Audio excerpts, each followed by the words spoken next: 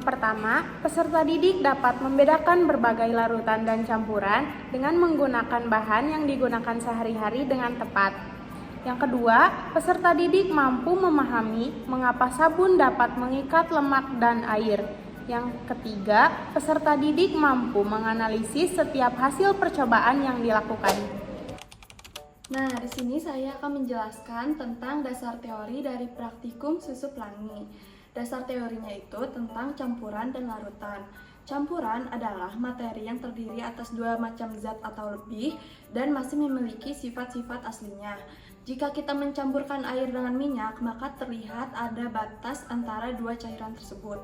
Jadi, campuran dapat diartikan sebagai materi yang terbuat dari dua jenis zat atau lebih. Meski sudah dicampurkan, berbagai zat ini masih memiliki sifat-sifat aslinya sebagai masing-masing zat. Berbeda dengan campuran, larutan adalah penggabungan antara campuran dengan zat pelarut. Karena sudah dicampur menggunakan zat pelarut, maka berbagai zat yang ada di campuran sudah tidak bisa dibedakan satu sama lain. Campuran terdiri dari beberapa jenis. Campuran dapat dibedakan menjadi dua, yaitu campuran heterogen dan campuran homogen. Campuran homogen adalah campuran yang sama antar setiap zatnya dan bisa membentuk satu campuran.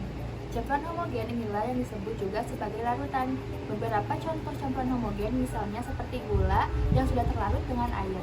Yang kedua, ada campuran heterogen, yaitu campuran yang tidak sama dan bisa membentuk dua bagian atau lebih yang tidak dapat terlarut.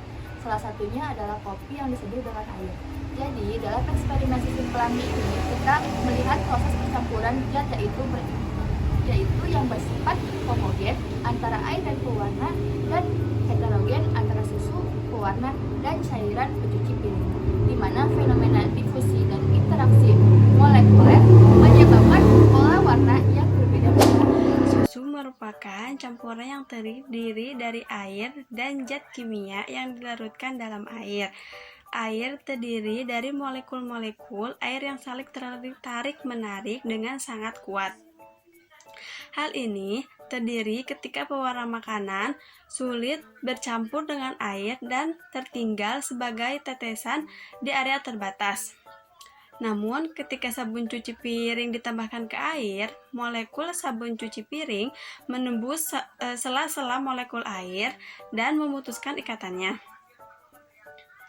Molekul pewarna makanan kemudian dapat bergerak bebas dan menyebar dalam susu.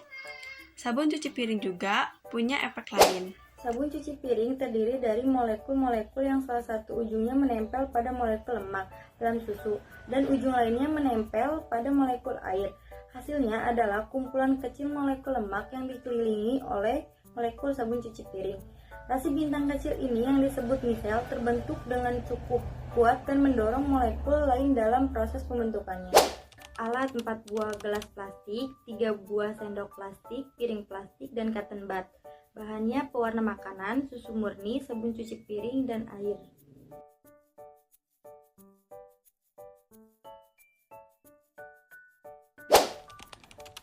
Cara kerjanya: 1. Larutkan pewarna makanan dengan air secukupnya dalam gelas plastik.